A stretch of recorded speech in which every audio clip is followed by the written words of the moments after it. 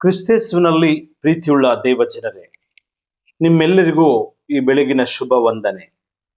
ಇವತ್ತಾರಿಗೆ ಆಯ್ದುಕೊಂಡ ದೇವರ ವಾಕ್ಯದ ಭಾಗವು ಅದು ಹೊಸ ಒಡಂಬಡಿಕೆಯಲ್ಲಿ ತಿಮೋತಿಯನಿಗೆ ಬರೆದ ಮೊದಲ ಪತ್ರಿಕೆ 6ನೇ ಅಧ್ಯಾಯ 11ನೆಯ ವಚನ.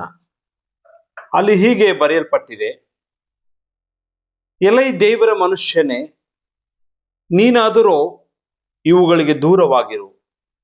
ನೀತಿ, ಭಕ್ತಿ, ನಂಬಿಕೆ, ಪ್ರೀತಿ, ಸ್ಥಿರಚಿತ್ತ, ಸಾತ್ವಿಕತ್ವ ಇವುಗಳನ್ನ ಸಂಪಾದಿಸುವುದಕ್ಕೆ ಪ್ರಯಾಸ ಪಡು. ಎಲೈ ದೇವರ ಮನುಷ್ಯನೇ, ನೀನಾದರೂ ಇವುಗಳಿಗೆ ದೂರವಾಗಿರು. ನೀತಿ, ಭಕ್ತಿ, ನಂಬಿಕೆ, ಪ್ರೀತಿ, ಸ್ಥಿರಚಿತ್ತ, ಸಾತ್ವಿಕತ್ವ ಇವುಗಳನ್ನು ಸಂಪಾದಿಸುವುದಕ್ಕೆ ಪ್ರಯಾಸ ಪಡು. But you, O man of God, free these things and pursue righteousness, goodness, faith, love, patience and gentleness. ಈ ವಾಕ್ಯದ ಪ್ರಾಮುಖ್ಯ ಸಂದೇಶವೇನೆಂದರೆ, ಅಪೊಸ್ತಲನಾದಂಥ ಪೌಲನು ತಿಮೋತಿಯನಿಗೆ ಬರೆಯುವುದೇನೆಂದರೆ, ಸೇವೆಯ ಬದುಕಿನಲ್ಲಿ ಲೌಕಿಕ ಪ್ರಲೋಭನೆಗಳಿಂದ ದೂರವಿರಲು ಮತ್ತು ನೀತಿ, ದೈವಭಕ್ತಿ, ಪ್ರೀತಿ, ದೃಢತೆ ಮತ್ತು ಸೌಮ್ಯತೆ ಅಂತಹ ಮೂಲ ಸದ್ಗುಣಗಳನ್ನು ಅನುಸರಿಸಲು ಸೇವಾ ಜೀವನದಲ್ಲಿ ಒಂದಿಷ್ಟು ಸೂಚನೆಗಳನ್ನು ಪೌಲ ತಿಮೋತಿಯನಿಗೆ ನೀಡುತ್ತಾನೆ. ಪೌಲನು ಇದನ್ನು ಆಧ್ಯಾತ್ಮಿಕ ಯುದ್ಧವಾಗಿ ರೂಪಿಸುತ್ತಾನೆ. ಕ್ಷಣಿಕ ಲೌಕಿಕ ಲಾಭಕ್ಕಿಂತಲೂ ಕ್ರಿಸ್ತನನ್ನ ಅನುಸರಿಸಲು ಇಲ್ಲಿ ಪೌಲ ತಿಮೋತಿಯನನ್ನು ಉತ್ತೇಜಿಸುತ್ತಾನೆ. ಈ ವಾಕ್ಯದ ಸಂದರ್ಭ ಏನೆಂದರೆ, ಹಣದ ಮೋಹ, ಅದರಿಂದುಂಟಾಗುವ ಅಪಾಯಗಳಿಗೆ ಪೌಲನ ಎಚ್ಚರಿಕೆ ಇದೆ. ಎಲೈ ದೇವರ ಮನುಷ್ಯನೇ, ಇವುಗಳಿಗೆ ದೂರವಾಗಿರು. ದೇವರ ಮನುಷ್ಯನೇ ಎಂಬಂತ ಪದಗಳು ಹಳೆ ಒಡಂಬಡಿಕೆಯಲ್ಲಿ ಮೋಶೆ ಮತ್ತು ಎಲಿಯನಿಗೆ ಮಾತ್ರ ಬಳಸಲ್ಪಟ್ಟಿದೆ. ಗಮನಿಸಿ, ಮೋಶೆ ಮತ್ತು ಎಲಿಯನಿಗೆ ಬಳಸಲ್ಪಟ್ಟಂತ ಬಿರುದು ಅದು.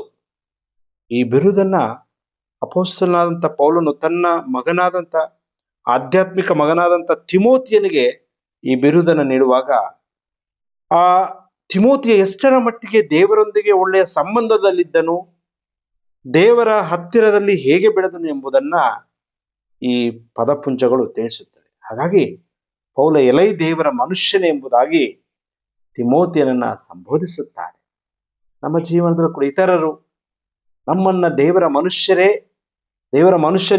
ಎಂಬುದಾಗಿ ಗುರುತಿಸುವಂತ ಜೀವನವನ್ನ ನಾವು ಮಾಡಬೇಕಾಗಿದೆ. ಪ್ರೀತಿಯ ದೇವ ಜನರೇ, ಲೌಕಿಕ ಆಶೆಗಳಿಂದ ಬೇರ್ಪಡಿಸಿಕೊಂಡು ಜೀವಿಸಲು ಭಕ್ತನು ಇಲ್ಲಿ ಕರೆ ಕೊಡುತ್ತಿದ್ದಾನೆ. ನೀತಿ, ಭಕ್ತಿ, ನಂಬಿಕೆ, ಪ್ರೀತಿ, ದೃಢತೆ, ಸೌಮ್ಯತೆಯಂತ ಸದ್ಗುಣಗಳನ್ನ ಬೆನ್ನಟ್ಟಿ ಬದುಕಿ ಒಳ್ಳೆಯ ಗುಣಗಳನ್ನು ಬೆಂಬಲಿಸೋಣ. ದೇವರ ಮುಂದೆ ಹಾಗೂ ಇತರರ ಮುಂದೆ ನೀತಿವಂತರಾಗಿ ಸೇವೆ ಮಾಡಿ ಜೀವಿಸು ಎಂಬುದಾಗಿ ಪೌಲನು ಹೇಳುವಂತೆ ನಮಗೂ ಕೂಡ ಹೇಳುತ್ತಾನೆ.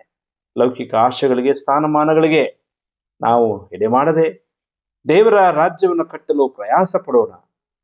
ನಾವು ಕೂಡ ಈ ಲೋಕದ ಆಶೆಗಳ ಮೇಲೆ ಮನಸ್ಸಿಡದೆ ಕ್ರಿಸ್ತನ ಕಡೆಗೆ ಮನಸ್ಸಿಡೋಣ.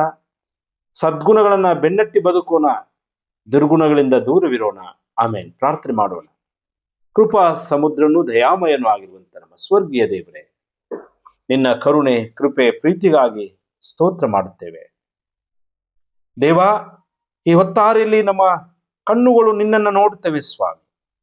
ಕಳೆದ ರಾತ್ರಿಯಲ್ಲಿ ನಮ್ಮನ್ನ ಕಾಪಾಡಿ ಸಂರಕ್ಷಿಸಿ ಹೊಸ ದಿನವನ್ನು ನೋಡುವಂತ ಕೃಪೆ, ಆಶೀರ್ವಾದ ಕೊಟ್ಟದಕ್ಕಾಗಿ ಸ್ತೋತ್ರ.